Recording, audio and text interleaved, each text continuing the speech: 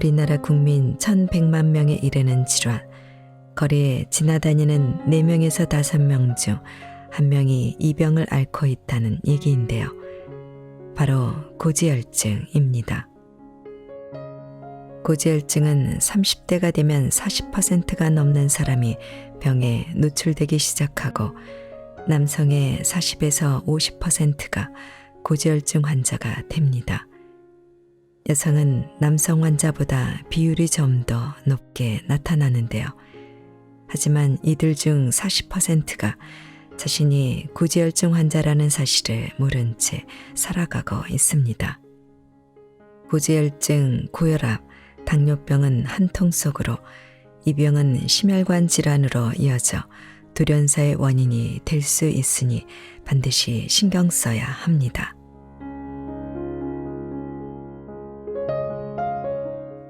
안녕하세요. 칠기존날입니다.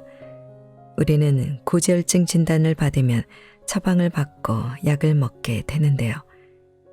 의사들은 고지혈증 약 역시 혈압약과 마찬가지로 평생 복용해야 한다고 말합니다. 그런데 고지혈증을 LDL 콜레스테롤 수치가 높다고 해서 고지혈증이라 진단하고 약을 먹게 하는 것은 진정한 치료가 아니라고 저자는 주장합니다. 특히 고지혈증 치료제 스타틴은 고지혈증을 치료하기는커녕 고혈압, 당뇨병, 치매 등 없던 질병까지 생기게 하는 심각한 부작용을 일으키고 있습니다. 따라서 고지혈증 진단을 받았다고 해서 무조건 의사가 처방하는 약을 먹을 필요가 없으며 먹던 고지혈증 약도 끊어야 한다고 저자는 주장합니다. 고지혈증의 진정한 치료는 생활 습관을 개선하는 것이며 근본 원인이라 할 수 있는 담음, 식저, 어혈에 대해 아는 것이 중요합니다. 이것을 제거하여 인체가 가진 면역력과 자연 치유력을 키움으로써 질병에 강한 몸을 만드는 근본 치료를 해야 하는 것입니다. 오늘 소개할 책은 만성질환 전문 한의학 박사이자 TV 등 대중매체에서 유명한 선재광 교수의 고지혈증 약을 끊고 근본 치료하라 입니다. 저자는 너무 많은 사람들이 약물에 의존할 뿐 근본적인 치료법을 외면하고 있다며 이 책을 발행하게 된 이유를 말하고 있습니다.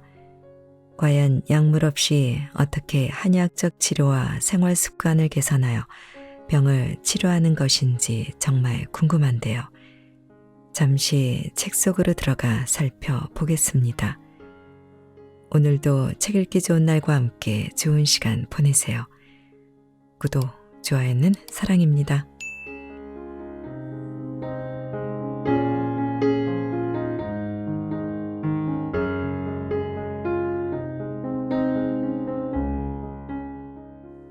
고지혈증 근본 원인 제거법.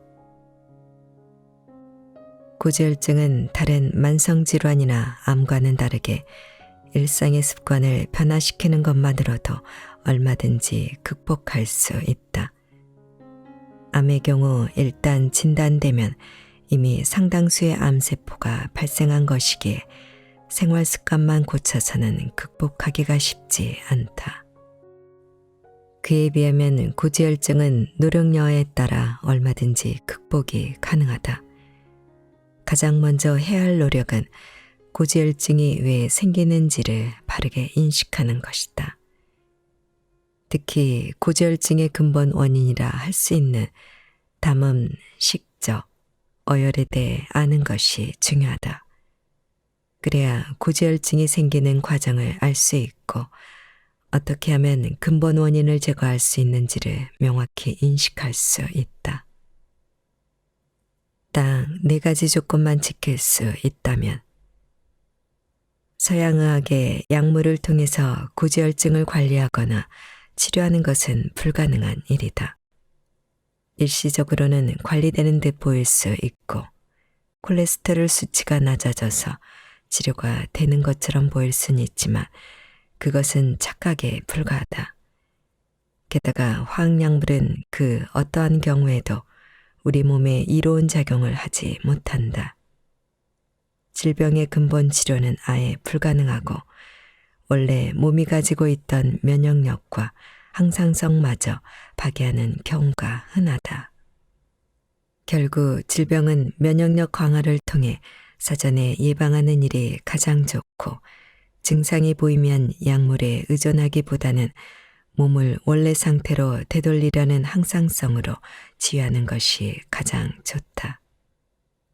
이제부터 살펴볼 몇 가지 연구 결과는 고지혈증을 비롯한 각종 심내혈관 질환에서 벗어나는 방법에 대한 힌트를 줄 것이다. 2020년 핀란드 헬싱키 대학교 연구팀에서는 장기적 코호트 연구 결과를 발표했다. 코호트 연구란 특정 요인에 노출된 집단과 그렇지 않은 집단을 추정 연구하는 방법이다. 연구팀은 건강한 라이프 스타일과 그렇지 않은 라이프 스타일의 차이를 체질량 지수, 음주, 운동, 흡연 등 4가지 요소로 검토해 16가지 유형으로 구분했다. 그 결과 건강한 라이프 스타일을 결정하는 4가지 조건은 다음과 같았다. BMI는 25 이하. 흡연은 절대 하지 않는다. 운동을 꾸준히 한다. 술은 적당히 마신다. 공깃밥을 3분의 1만 줄여도 혈액과 혈관 건강에 도움. BMI를 25 이하로 유지할 수만 있다면 나머지 습관 중 2가지만 실천해도 만성질환 없이 오래 살 수 있다. 실제로 그렇게 했더니 만성질환 없이 산 기간이 남성은 9.9년, 여성은 9.4년 연장되었다. 운동의 경우 중간 강도의 운동을 일주일에 150분 정도 하면 되는 것으로 나타났다.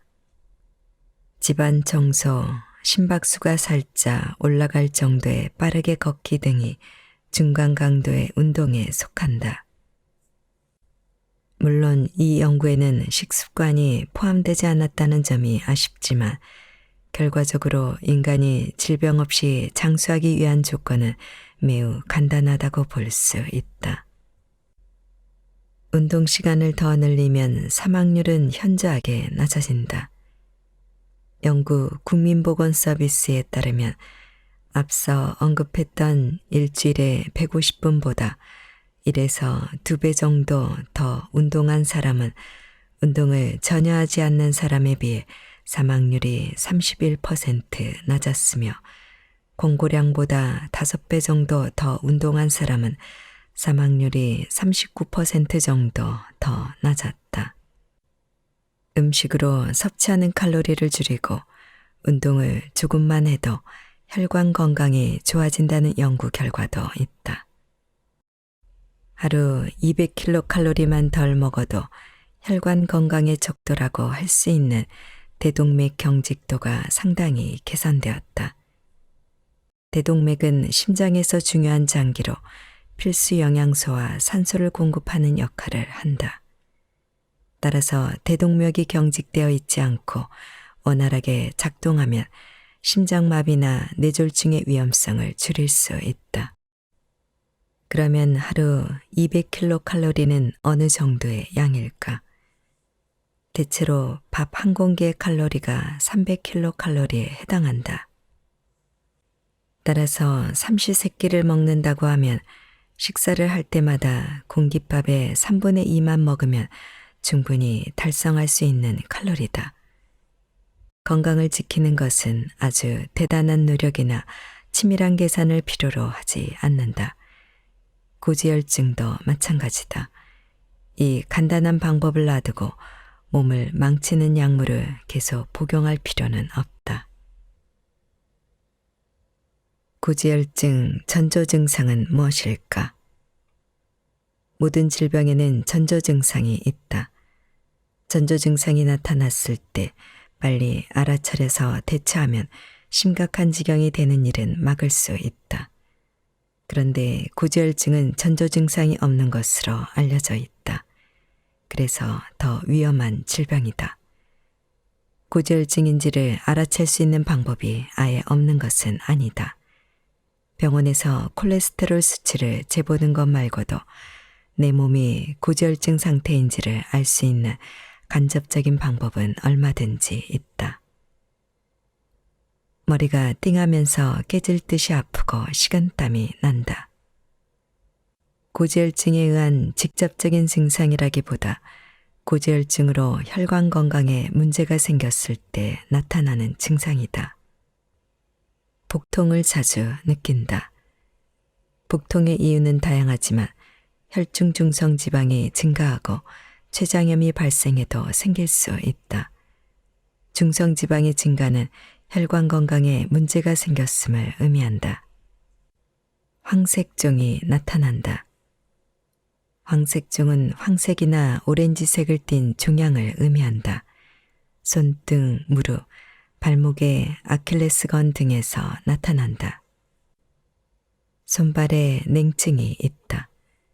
혈관이 좁아지면 혈액순환이 잘 안 되면서 손발이나 어깨 부위에 차가운 기운이 느껴진다. 그러면 젊은 사람도 냉증이 생길 수 있다. 냉증이 지속되면 혈관 건강을 체크해 보는 것이 좋다.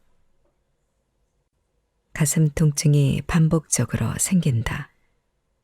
심장에 연결된 혈관이 좁아지고 딱딱해지면 협심증이 생길 수 있으며 통증이 반복될 수 있다. 이 통증은 생겼다가 없어지기를 반복하기 때문에 괜찮네 라고 생각할 수 있지만 반드시 진찰을 받아야 한다. 다리가 붓는다. 우리 몸의 말단으로 갈수록 혈압이 낮아진다.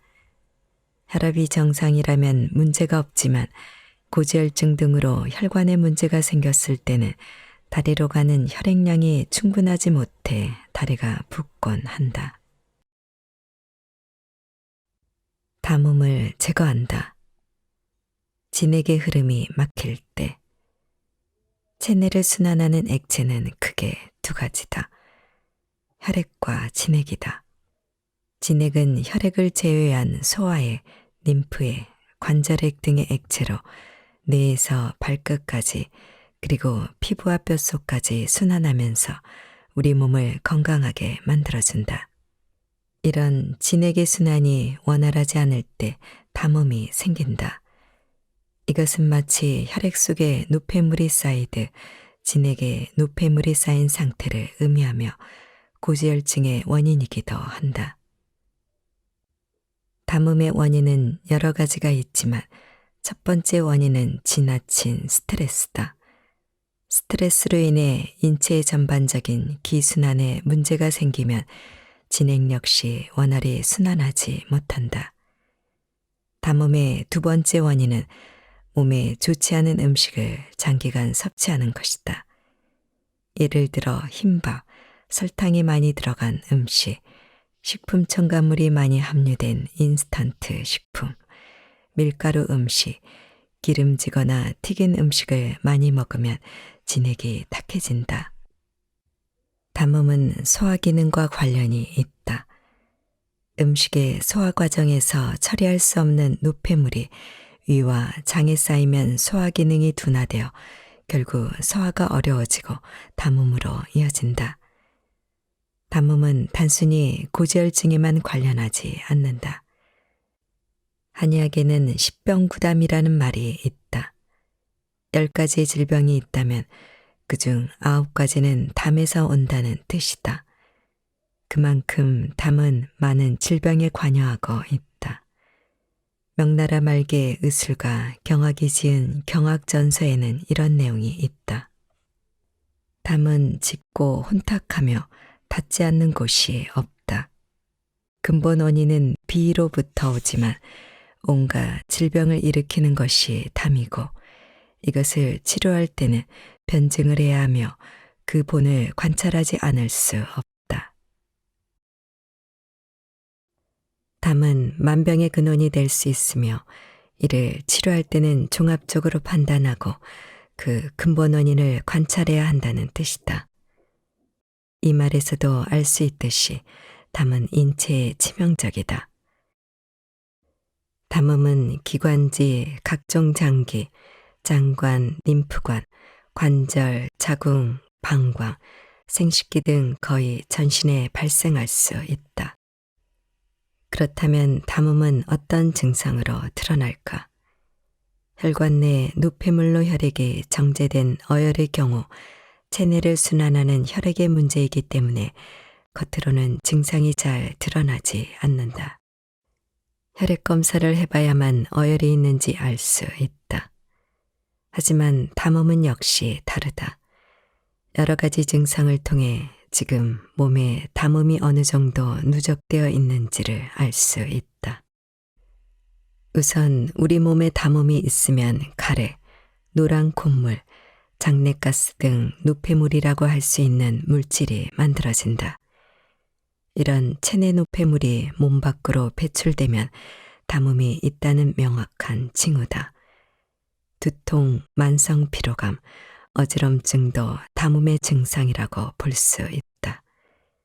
만약 담음이 머리 쪽에 있으면 두통으로 나타나고 가슴 부에 있으면 가슴 답답함을 느낄 수 있다. 공복 상태에서 편안한 배고픔이 아니라 속쓰린 배고픔이 나타나면 담음을 의심해 봐야 한다. 음식을 먹으면 쓰리던 속이 쉽게 가라앉기 때문에 몸에 이상이 있다고 생각하기가 쉽지 않은데 식사를 마치고 나서 속쓰림이 동반될 수 있다. 이런 증상이 오래되면 각종 소화기 증상으로 이어질 수 있다. 그런데 담음은 계절의 영향을 받는다. 환절기에는 몸이 순간적으로 기온에 적응하지 못하는 경우가 있는데 이 시기에 담음이 있으면 피로가 쌓이고 활동 에너지가 예전 같지 않다는 느낌이 들 수 있다. 이런 경우는 정상적인 범주로 볼 수 있다.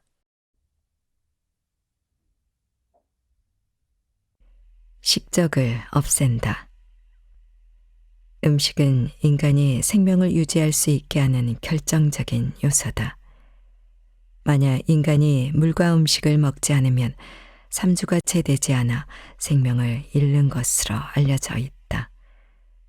그런데 생명 유지에 중요한 음식을 필요량 이상으로 과잉 섭취하면 더 이상 음식은 생명을 유지하고 건강을 지키는 요소가 아니라 건강을 해치는 악행을 하게 된다. 그렇게 되는 이유는 체내에 들어온 다량의 음식물이 다 소화되지 못하고 노폐물이 되기 때문이다. 노폐물이 체내에 쌓이면 맹렬한 독소로 바뀌고 혈액이 탁해지면서 순환이 원활히 되지 않는다. 그 결과 고지혈증을 비롯한 각종 혈관 질환이 유발되어 전신에 악영향을 미치게 된다. 한약에서는 음식을 필요 이상으로 섭취해서 문제가 생기는 것을 식적이라고 말한다. 먹는 것이 질병을 일으킨다. 음식물이 적절한 소화와 흡수 과정을 거쳐서 배설되지 않으면 식적으로 쌓여 고지혈증을 비롯한 다양한 질병을 발생시킨다. 소화불량, 더부룩함, 불쾌감, 복통 등이 모두 식적에 의한 증상으로 고지혈증 증상과 유사하다. 건강한 음식을 적당히, 천천히, 기분 좋게 먹어 음식이 잘 소화되고 배설되면 식적이 생기지 않는다. 식적은 음식을 많이 먹어 생기지만 또 다른 이유로도 생긴다. 식적이 생기는 첫 번째 이유는 지나친 스트레스로 위와 장에 혈액이 충분히 공급되지 않아 위와 장의 기능이 저하됐기 때문이다. 이렇게 되면 기혈의 순환이 방해받고 소화가 채 안 된 음식물 찌꺼기가 독소로 작용해 혈액을 탁하게 만들고 위나 장에 염증을 일으켜서 고지혈증은 물론 다양한 질병을 유발한다. 식적의 두 번째 원인은 비위가 약하기 때문이다. 비위란 비장과 위장을 한꺼번에 일컫는 말이다. 비위가 약한 사람은 소화기능이 좋지 않은 경우가 많다. 소화기능이 좋은 사람도 커피, 육류, 가공식품, 인스턴트 식품 등 이른바 산성식품을 즐겨 먹거나 찬 음식을 즐겨 먹고 야식과 간식을 자주 먹으면 식적이 생긴다. 기름진 음식도 식적이 원인이 되는데 동의보감에는 끈적하고 기름진 음식을 즐겨 먹으면 기가 막혀 잘 통하지 않아 식적이 생긴다라고 설명되어 있다. 다만 식적을 단순한 소화불량과 헷갈려서는 안 된다. 소화불량은 육체 활동을 하거나 소화에 도움이 되는 음식을 먹으면 금방 해소되는 일시적인 증상이다. 하지만 식적은 이 단계를 넘어 위장을 비롯한 소화기능 자체가 저하된 것으로 여러 가지 만성적인 질환을 일으킬 수 있다. 심각하면 소화기 일부에 통증이 느껴지고 덩어리가 만져질 수도 있다. 그러니 식적이 있으면 늘 식사 시간이 불안하고 식사 후에도 고통을 느끼게 된다. 식적을 예방하기 위해서는 우선 음식의 종류를 따져야 한다. 육류는 고단백 식품으로서 우리 몸에 꼭 필요하지만 효소와 섬유질이 풍부한 과일, 채소, 잡곡의 섭취를 늘리지 않으면 그 자체로 장에 부담을 주게 된다. 방귀 냄새가 독한 것도 섬유질 없이 육류를 과잉 섭취해서 생긴 일이다. 효소와 섬유질이 풍부한 채소와 과일을 먹으면 장 운동이 촉진되어 배변이 원활해지기 때문에 방귀가 독하지 않고 질병에 대한 예방력도 생긴다. 몸도 가벼워진다. 면류 음식도 주의해야 한다. 한약에는 면독이라는 말이 있다.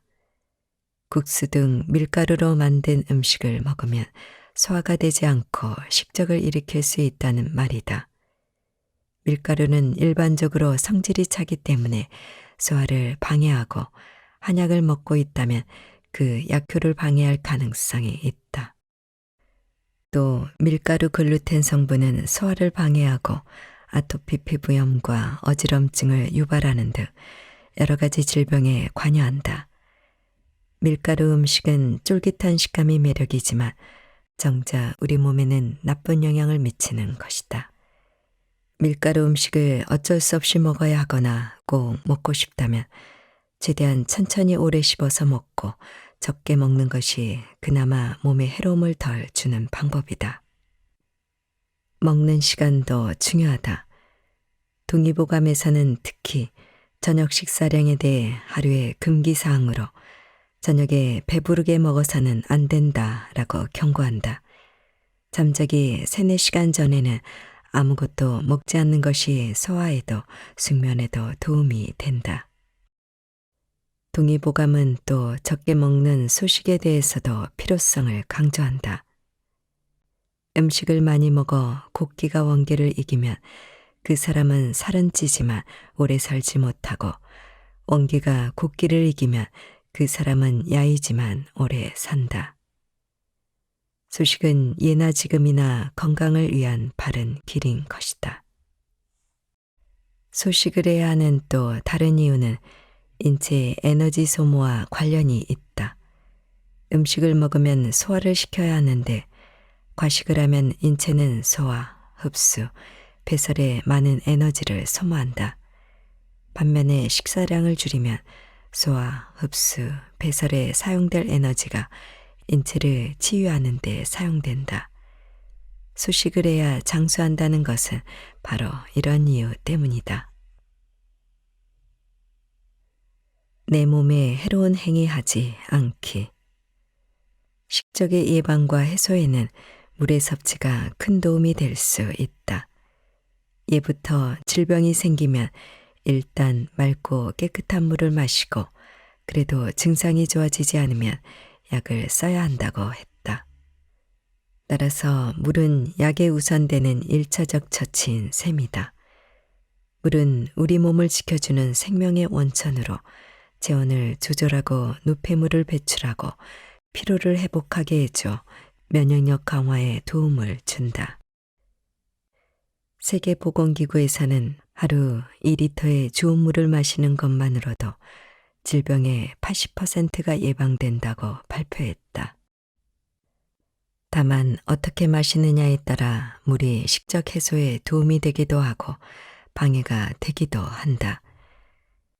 만약 식사 직전이나 직후에 물을 많이 마시면 소화를 방해해서 오히려 식적을 유발할 수 있다.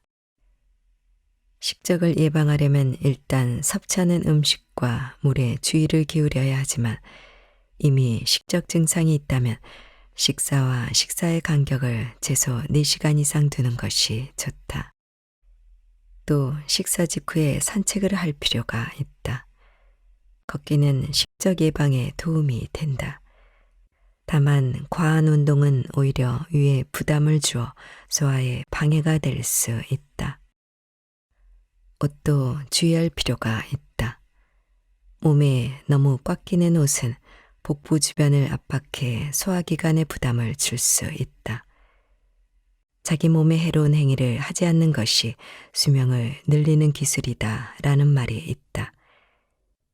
음식을 먹는 것은 분명히 생명 유지에 꼭 필요한 일이지만 육류와 밀가루 음식, 인스턴트 식품을 많이 먹고 채소와 과일, 통곡물을 멀리하는 것은 오히려 몸에 해로운 행위를 자처하는 셈이다. 지금 나는 식적 상태일까? 식적이 있는지를 스스로 진단하는 방법이 있다. 일단 식사 후에 불편함이 생기면 반드시 체크해 본다. 만약 다음과 같은 증상이 2에서 3개월가량 지속된다면 반드시 조치를 취해야 한다. 트림을 자주 한다. 식사 후에 트림을 하는 것은 일반적인 일이다. 그런데 계속해서 트림이 나오는 건 위장에 문제가 생겼다는 신호일 수 있다.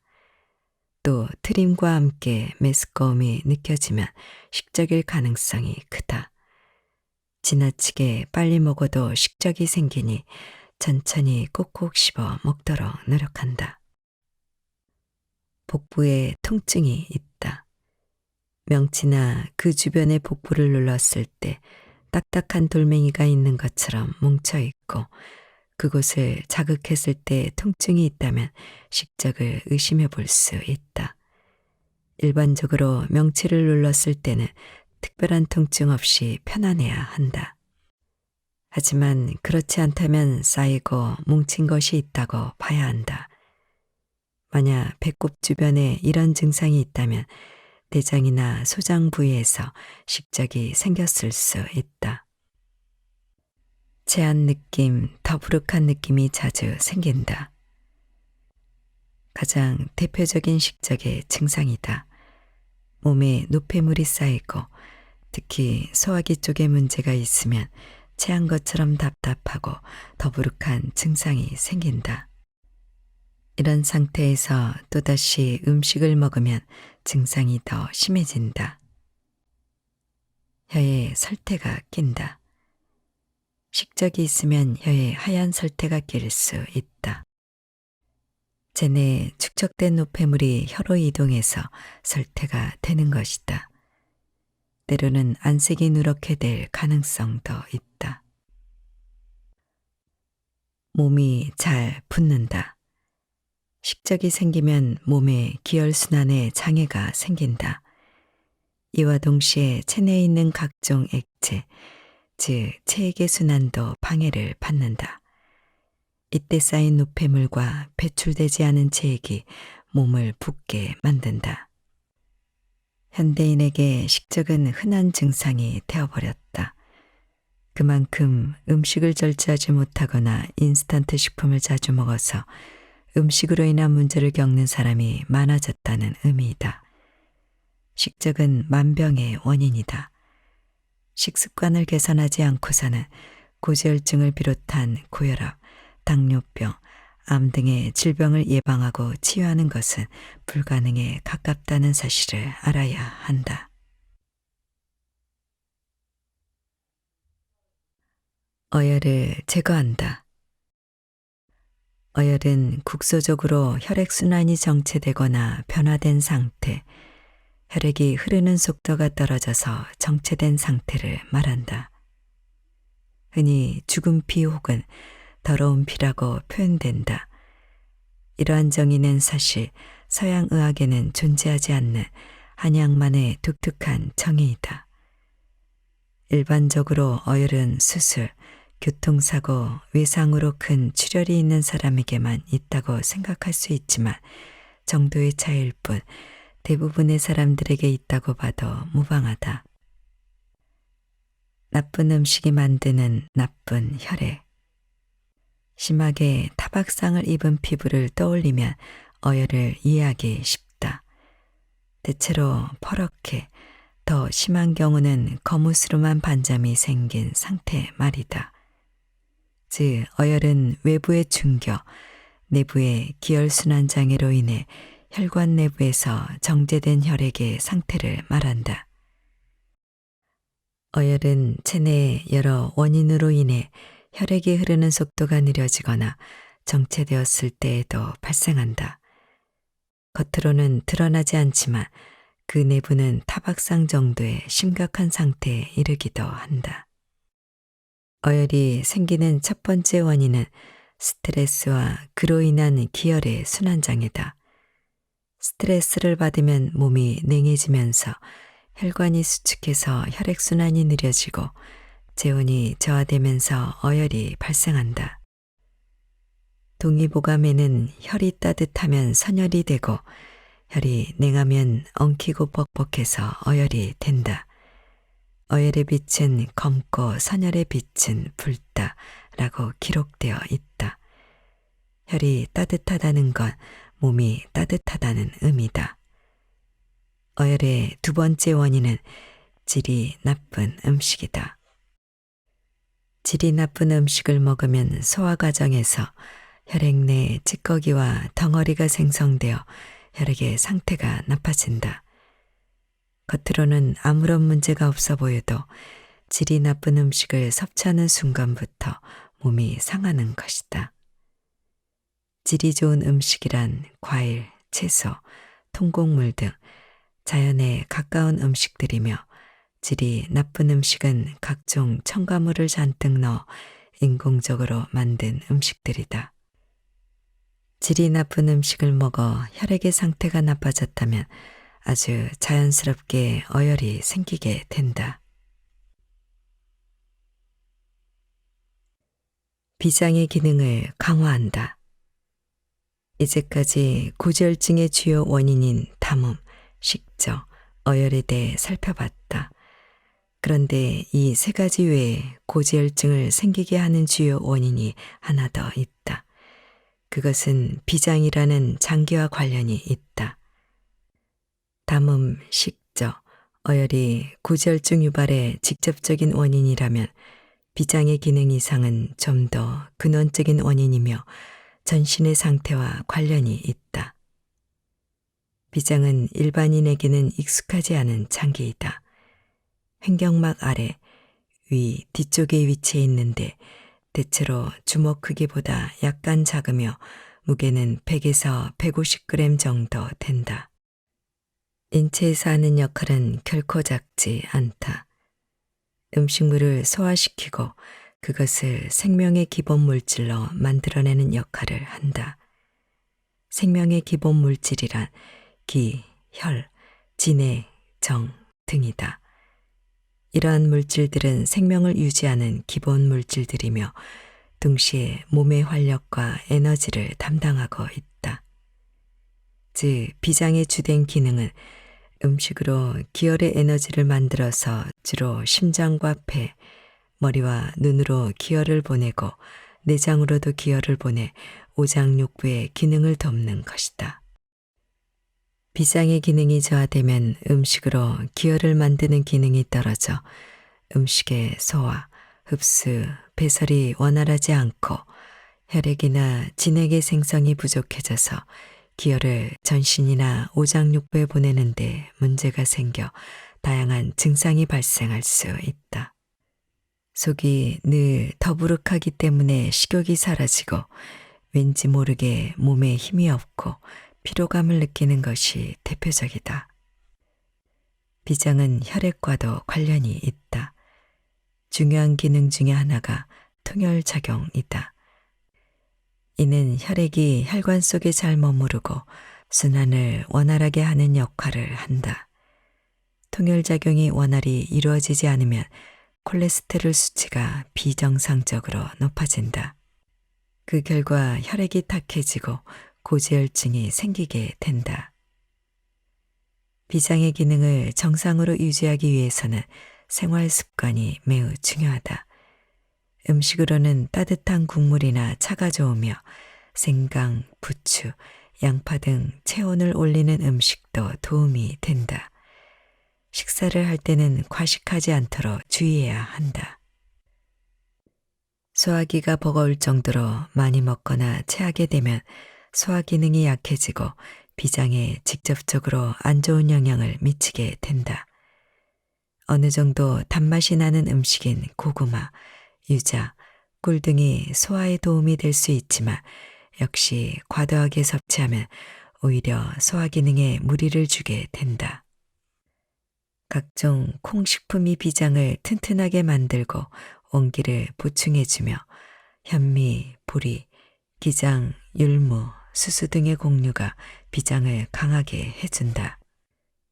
운동도 비장의 건강에 도움이 되는데 특히 손발을 꾸준하게 자극하면 비장은 물론 심폐 기능이 강화된다. 엄지발가락이나 발바닥의 용천혈을 자극하는 것도 좋고 시간이 날 때마다 손바닥 곳곳을 꾹꾹 눌러주는 것도 도움이 된다.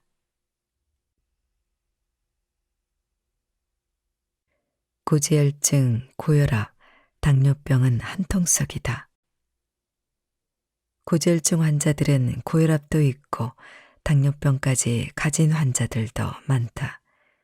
엎친 데 덮친 격이다.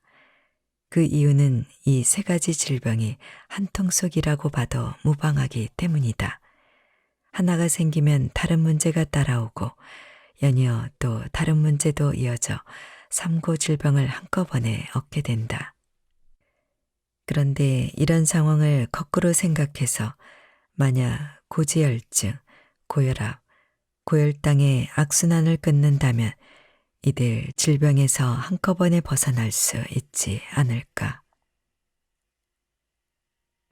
엎친 데 덮친 겨, 악순환 이어져. 문제는 이 세 가지 질병이 함께할수록 치명적인 영향을 발휘한다는 점이다.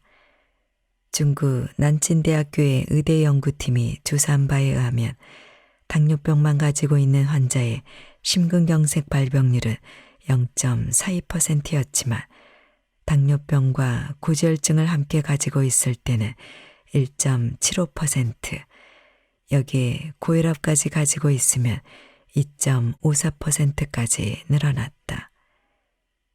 이 중에서 한 가지 질병만 있어도 문제가 되는 마당에 세 가지 질병이 뭉치면 폭탄이 된다는 이야기다. 국내 여러 연구 결과를 종합하면 다음과 같은 무서운 결론이 도출된다.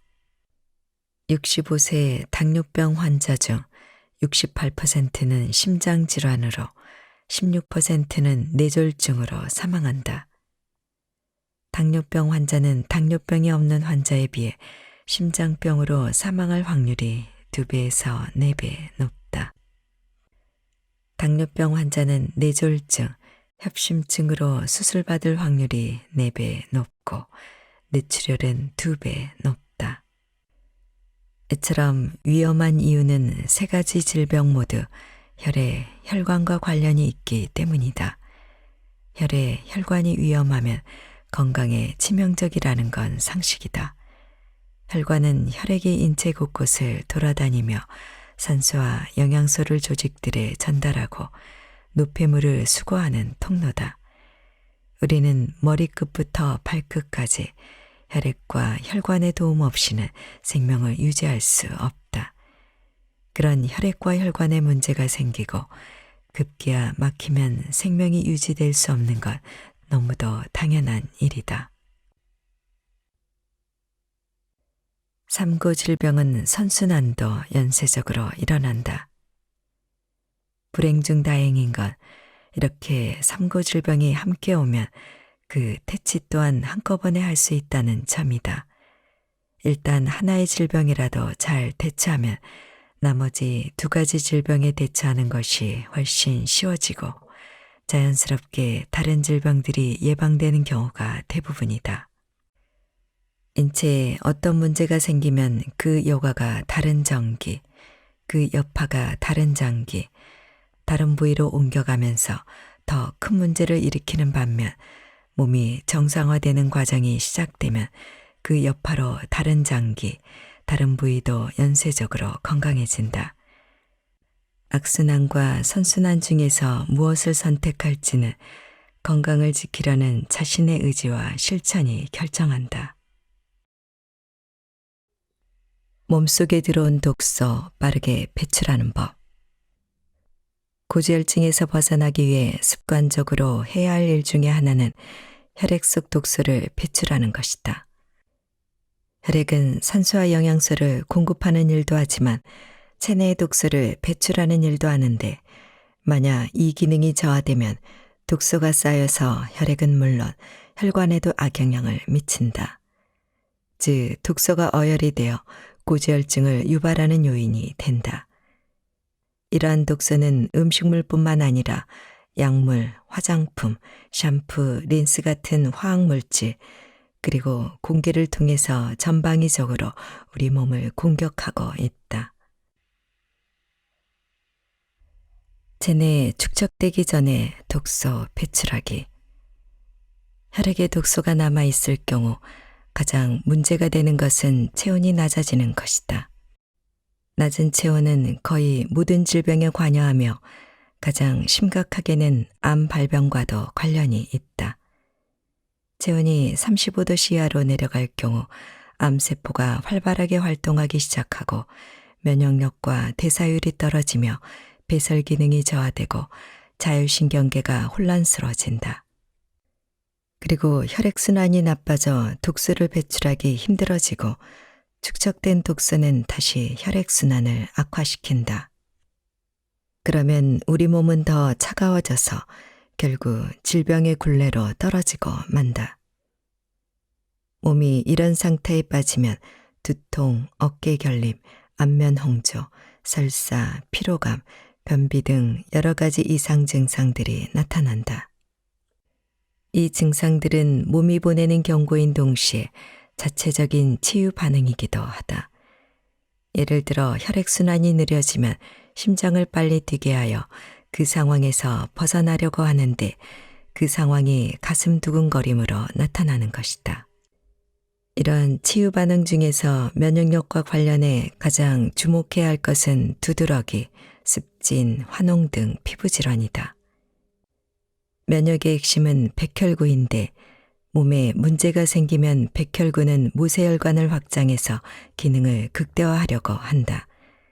그 과정에서 피부가 붓고 혈관 투과성이 높아지면서 피부가 딱딱해지거나 붉게 솟아오르거나 구름이 생기기도 한다. 이를 통해서 독소를 배출할 수 있기 때문이다. 이처럼 면역력에 의해 독소를 피부로 배출하는 것도 중요하지만 대변을 통해 독소 배출도 매우 중요하다. 우리 몸이 독소를 배출하는 세 가지 주요 방법은 땀, 소변, 대변이다.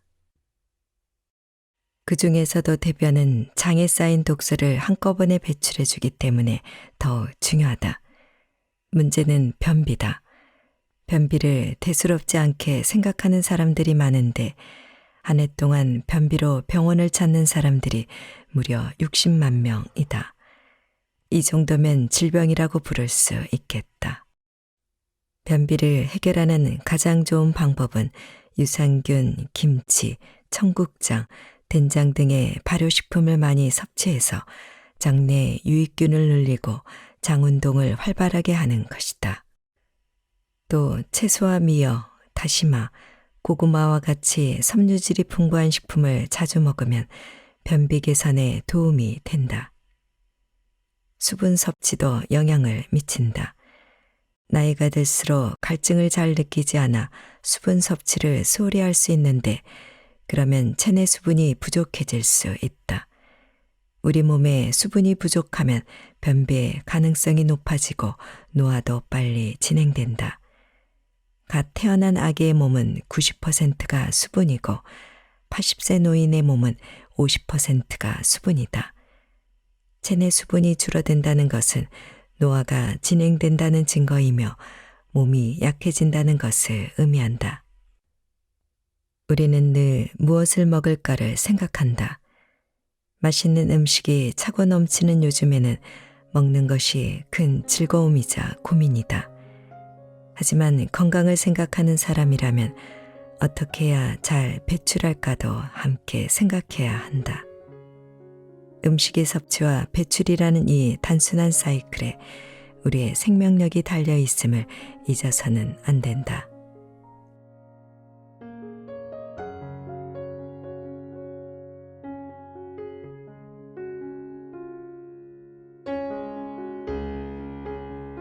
책 읽기 좋은 날 오늘은 여기까지입니다.